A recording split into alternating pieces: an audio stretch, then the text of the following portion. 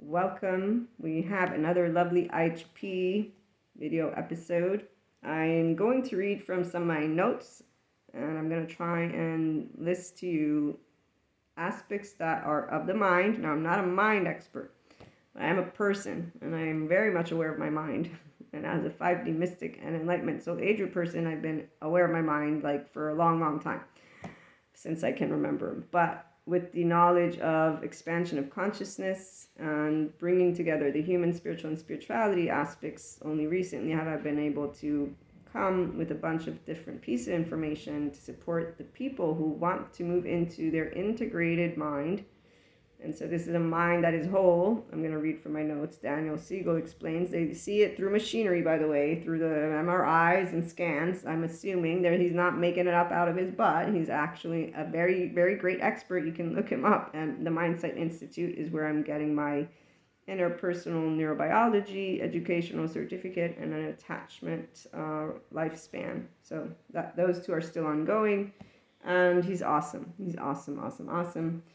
Fact, we're doing other things to support the educational system, and by we I mean that he has people that work together, and that's a great type of networking for those of us who care about supporting the inner well-being of humanity by implementing it throughout the system in a way that will allow people of all walks of life to understand that mindfulness or mindsight or meditation or yoga, these are words that people today use in the holistic community, the naturopath community, and that the traditional religious figures, some people they think of as something that is from a specific belief system, but they don't look into the fact that yoga, for example, when you see what the polyvagal theory Dr. Stephen Porges has shared, I took a course on the polyvagal theory. I'm finishing that one up too. He says yoga is a great portfolio of ventral vagal nerve toning exercises. When you look at how our nervous system works, it has a sympathetic and parasympathetic. So the sympathetic is that activated state, fight, flight. And then the parasympathetic, if I'm not mistaken, that one would be divided into two. We got our dorsal vagal, which is freeze, shut down, no energy. And then ventral vagal instead is where you would activate that social engagement system. But the parasympathetic should be rest and ease. If it's rest and ease with a restorative embodied self, this is where that aspect is a positive. If it's modulated, then that's a sympathetic.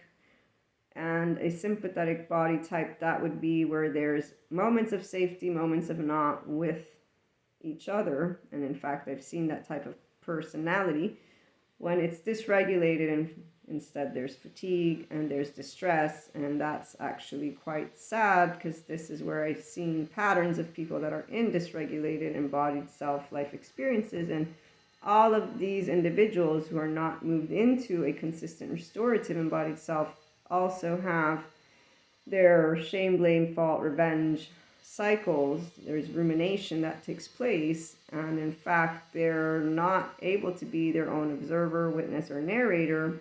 Their stories are what they tell, and these are those cycles that actually can continue to wire those neural pathways. And that's where that temporal junction is, where you'll relate to things in a certain way from your past experience and with each other. But the reality is, for the temporal junction, what I've gathered is that when someone's doing a rumination cycle, they're using the dark side of neuroplasticity, and so they can just keep on telling themselves the same story. And because the mind is in a level of rigidity, because that's what happens when you're in suffering, which is when a person, again, there's only activating the temporal junction to relate to the situation, and you're just narrating and revisiting the same thing, where you have, let's say something happened, you got robbed, and you continue to think of how horrible you were, so stupid, this inner critic that just keeps on going and going and going. People don't understand that your mind will then wire this, and I've seen it. I see adults who have a story, they don't even recognize it. And I, as a person, just automatically will be attuning, listening, differentiating, because I have an integrated mind. Again, this is not my feeling, it's their feeling. And in fact, the compassionate brain is where you move to your prefrontal cortex. And in compassion, which is where mindfulness and mindsight are taking place, and since people will be like, what is that? Okay, essentially it is you and I together, let's say, and I'm upset. You are not going to say, let me feel the upset of my friend, which is where empathy comes into the mix. No, you're going to say, my friend's upset. Let me see if I can help my friend. And not you take on my upset, because there's no need. Furthermore, this is the part of the nervous system people don't know about. A restored embodied self, which is a person who's in an integrated mind and in a ventral vagus nerve tone state, basically we're engaged actively. So whenever, since I can remember, I was a kid growing up, I don't pick up my friends' stuff. I've never been drained. There was one time only in my lifetime that I was like, wow, this is really getting to me. And I'm like, what am I doing? Why is it getting to me? And it was because I actually thought that my friend wanted a way out. They didn't. Their pattern, in fact, the psychologist helped me recognize that it was my fault of thinking in a certain way, which was they want out versus no, this is their story. In fact, to this day, this person has a very specific story. Back to these rumination cycles, which can also be equated to karma, not good or bad. Karma ain't good or bad. It's something that I'm learning, as always, through Sadhguru. He's the person that is my spirituality. When I think of anything and how to translate it, I try to remember what I've learned from him so far. And when it comes to karma, as he's pointed out in some of the quotes that I've seen, consciousness and conscious action does not create karma. So when you're in an integrated mind, you are consciously aware of your thoughts and emotions in one go, and you can differentiate, know what's yours, know what's not. You stay in a nervous system that is at ease because your emotions aren't mine, your nervous system is not mine, and you're not an energy vampire like the 4D community keeps liking to talk about people. Let's not go down that place, because this is where I begin to get into my passionate mode. Since humanity is amazing and has all the potential in this world, there's also no devil or demon that must be there. And I have plenty of experiences with the whole religious self. In fact, this is where Patrick McNamara, thank goodness for his work, and if anybody's interested in anything related to neuroscience and the religious self, go and buy his book. I can't wait to read it, where he explains about demonic possessions and how the actual brain works. And the video I watched on Big Think or Well was specific. When they look at the research and people have been possessed, there's a series of nightmares that take place, and then he's explaining how basically the brain, when in REM sleep, is trying to reintegrate the trauma memory stuff into normal memory stuff. And so again, I'm not the expert. I am a secondary mediator here, and I don't always do a great job, but I got all the sources if you want. And this isn't to prove a point. I'm trying to support the people who want to actually achieve mental well-being alongside their mysticism and maybe enlightenment soul age group for those who actually want to enjoy this soul age group, which is freaking awesome. But again, this is not a must. Some people, I see them, they're in their spirituality soul age group, happy and dandy with their group. They all look very great and happy. Again, same thing goes for their relationship people and the society people. And the other ones, I'm thinking they're not as happy, but that's, again, their life. States of consciousness are your choices of how to navigate your thoughts and emotions. Very straightforward. It's actually not very hard to understand the concept. It's very hard for people to believe that they can work with their emotional stuff because they don't realize that it means self-regulation that you can do with people, but those people, and here's where my lovely community of functional adults, the love language of the secure attachment, polysecure, my mystics, my enlightenment soul age group people, all of the ones who are looking to be their grown-up version and who really care about each other. And caring means we don't judge each other. We understand that life brings suffering to some, and some don't know how to handle it. And that's because we begin life as an infant, not because of a devil or an evil or of an entity of anything. No. So science is explaining a lot about the brain, and that's why I want to bring to you some of these things, because I'm like, wow, okay, I can always pick up on when my mind is present with the energies about. So this is for my mystics, because we just had this lunar eclipse and full moon, and oh, believe me, my dreams were were amazingly off the charts, in like ways that I mean, I'm used to it by now. So it's like, wow, I was having fun. I'd wake up, I'm like, wow, I went here and there and everywhere. How great! Now let me go do my day-to-day work. And today, for example, the energies have all calmed down. I slept like a baby, and I'm like, okay, yeah, we're back to normal energy layers and levels. Yay. So that's the part. We can tell when our brain is active because of, well, it's a big ball of energy is what I like to call it. Okay, so let me organize what else I wanted to say. Left and right mode, very important. A 5D mystic, an enlightenment soul age person, will tend to be a person who can use right, left, left. And I say right first because right mode has a broader focus of attention. The right mode is a holistic way of seeing things, wholeness, not necessarily in holistic realm, but it sees the patterns of the whole, and it also is aware of nonverbal gestures, tone, voice. There's all these patterns that you're able to notice. And then you also see the relationality of the system, okay?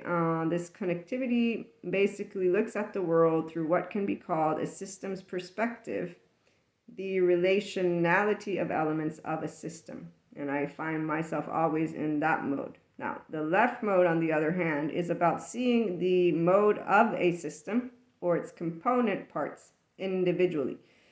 And that's important too, but when you look at the broader view of attention, the right mode, that's where you can start seeing the whole. And honoring both is important. Integration uses both. So integration has different things are being honored for their differences, like the left and right mode. And then you differentiate and you allow the difference to be there. You allow the specialization to, that would be the left mode, that's taking very much of a focus. It's a narrow focus, and the left mode reduces things to parts. It's about linguistics, so words, and it wants to understand. And this is where it's about linearity in language. This is why when people get frustrated with me, I understand why. Because I have people who are primarily left mode analyzers, which is most people, and I bring together all these different parts, and they feel it's not linear, which it's not, because I'm not doing linearity. I'm doing this spiral, which is also why all of my content is not going to resonate with a person who learns only through their left mode. It has to be a person who's more intuitive, and therefore actually in their ability to see the bigger picture and then to navigate it as a mature feminine means that you're an unconsciously loving human being, which is why 5D is what you would be. The oneness consciousness, it's called Christ consciousness because of the representation of unconditional love, not the belief system, not the religion, not any of the entities. I, in my biggest moment of clairs and awakening, knew it was not something special. Intuitively, I could feel it had everything to do with this energetic spectrum of consciousness. And that is where we're going to leave that one. Okay, so left, right mode, I wanted to share with you that. And I also shared with you how an integrated mind is a mind that is whole. The brain becomes like a conduit. And rather than structure, it's all hands on deck. This is described to me by Daniel Siegel in one of my meetings for one of my classes. And then it drops all priors. This one's important. It drops all prior learning, and there's a decrease in the default mode network activity. The default mode network is where we have that others and the self. And as Stephen Porges presents with the polyvagal theory, that is where we're looking to say, or it's like an input, am I safe, am I not safe? Can I engage or not, socially speaking?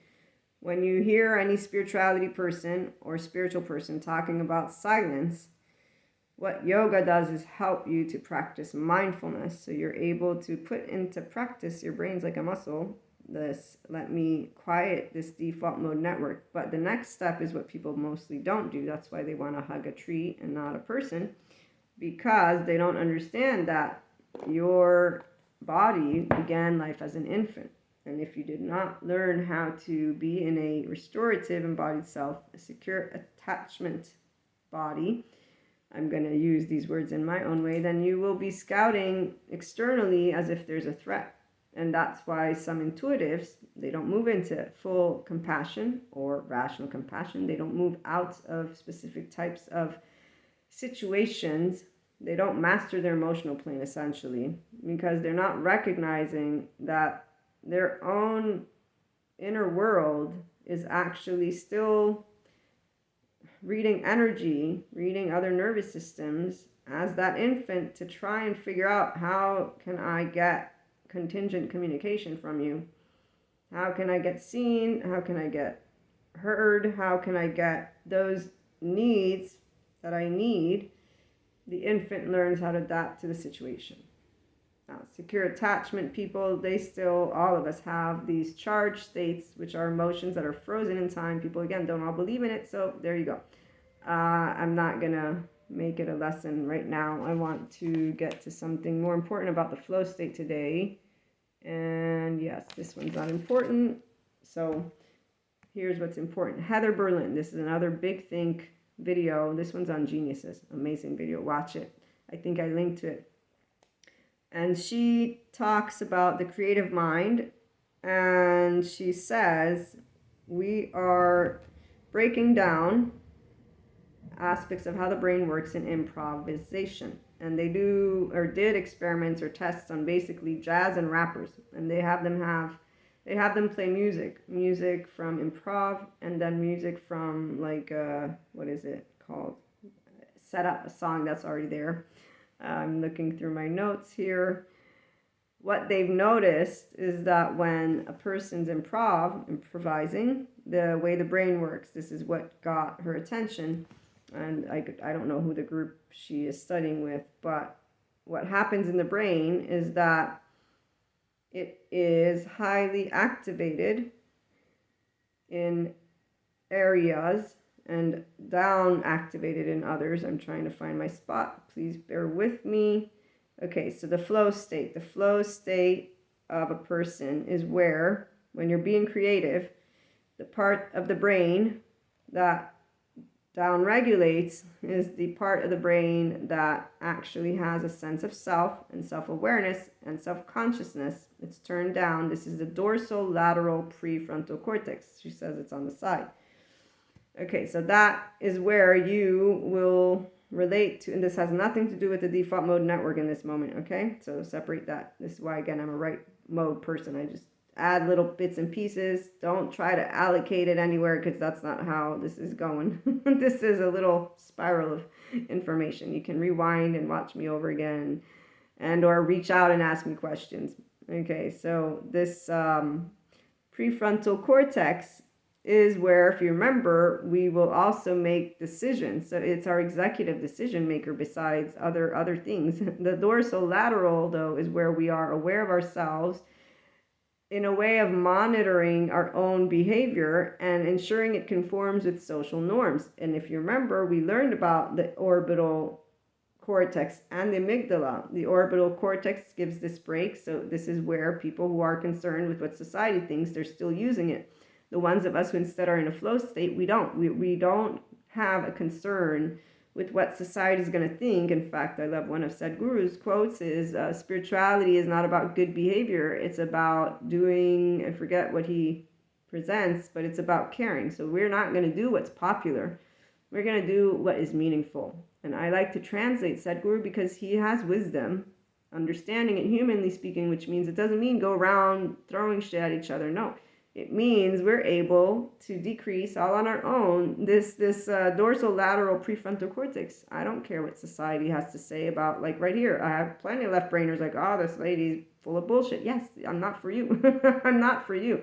I'm for somebody who's trying to become a better version of their own mind, and better because we all move into better, but it doesn't change the foundation of who we are, because it's from within here that you decide if you're going to move into this better or not. And the part about when people don't think that their self is who they are is the indication that they've not learned yet about them not receiving the contingent communication that would allow them to be seen for how they are with their imperfections. And that begins in your first year of life. And it's actually very, very, very impactful when a person whether it be avoidant, ambivalent, or disorganized attachment, gets the right type of therapy from somatic, sensory motor, these people who care and know the part about the body. And so I'm going to actually, well, I'll finish up so that you can hear this, and then I'm going to share a little story, if I have time, because I want to try and keep us into a certain amount of range. So the part of this dorsolateral prefrontal cortex, it's taken off, so you're not caring about social norms, yada, yada, yada. What is instead increased, the part of the brain that is increased, is the medial prefrontal cortex. And that's where she says it's a little straight back, a little bit, this right here, that's what she points to, the third eye. No, lo and behold, I wasn't surprised, obviously, but that's where we'll leave it alone.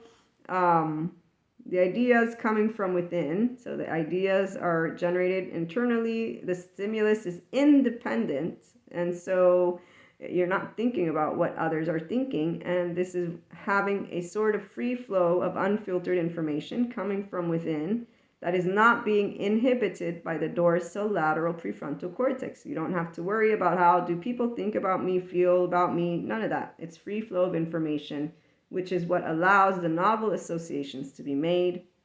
And if you think about a similar pattern of brain activation, she says it happens during dreams, during daydreaming, during meditation, hypnosis, where you lose your sense of self in time and place, and you are allowed to have no filters. So novel associations are okay, even when dreams don't make sense. However, this is where she says this is where creativity comes in. And people who are 5D mystics, we're very familiar with not getting into our brains about anything because we are not actively trying to do something with our intuition. We know that it's something that is personal, and then it's going to be related to the people that we're relating to, which is why we're not anointed or special ones. We're just people who see you. So to conclude, let me do the story.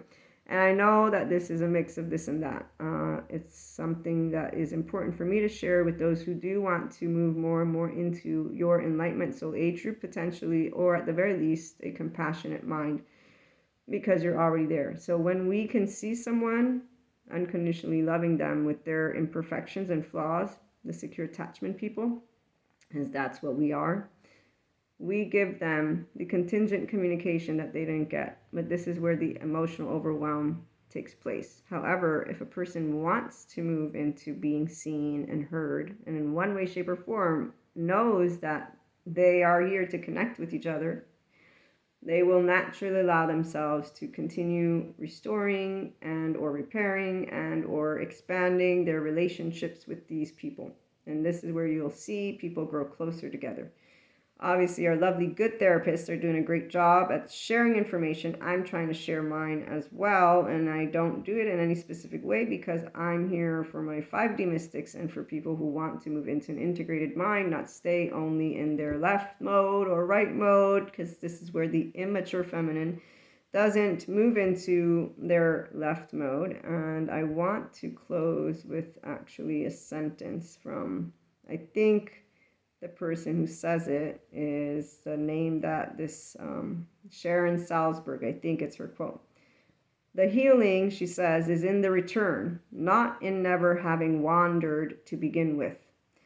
And because with parenting and just any relationship, there can be ruptures and repairs, this healing is in the return. Really what it is about people continuing to expand together and grow together. And as you move into becoming a functional adult love language person, so you learn how to continue to be in compassion, you continue to allow your loved ones to be present with you, with their imperfections, you with yours, and working on those biologically rude, I use quotes because they're not actually choosing their suffering. Their body will lead them to more of their adulthood. Then if they want to be more adult, because again, an adult, functional adult, is forgiving and nuanced. This is because they learn to ease their mind, they learn to be more flexible, they learn to work with their temperament. That's the stuff that comes up. And it's because they choose that they want to do this to engage with more people. It is a choice to be around each other. And I look forward to bringing you more of this. I hope you enjoyed. Again, 5D mystics, potential enlightenment soul age person, or just anyone who wants to become their functional adult version. It is really great to be on this restorative, integrated mind, embodied self experience. And it's not hard if you put in the love that your body actually does have with your social engagement system activated and your willingness to move against what is a little bit off. Because off meaning the people who do have this insecure, it's about being able to be vulnerable with vulnerability versus vulnerable with defensiveness. So noticing where you're activating your habit of defense, which is natural. You're not your 1 year old anymore, but that is the implicit stuff that comes up. And more than just that. So it's actually saying, you know what, I don't want to defend me from my loved ones. I want to be vulnerable with my loved ones. And you move more and more into that. So I get it. I have panic attacks. It might not be human suffering in that way, but I get what it means to push that little bit in uncomfortable spaces to keep on socializing because you care about being with your loved ones. I hope you all are having a wonderful Monday, because it's Monday when this has been recorded. And if it's not Monday, I hope you're having a wonderful day. We'll see you again soon.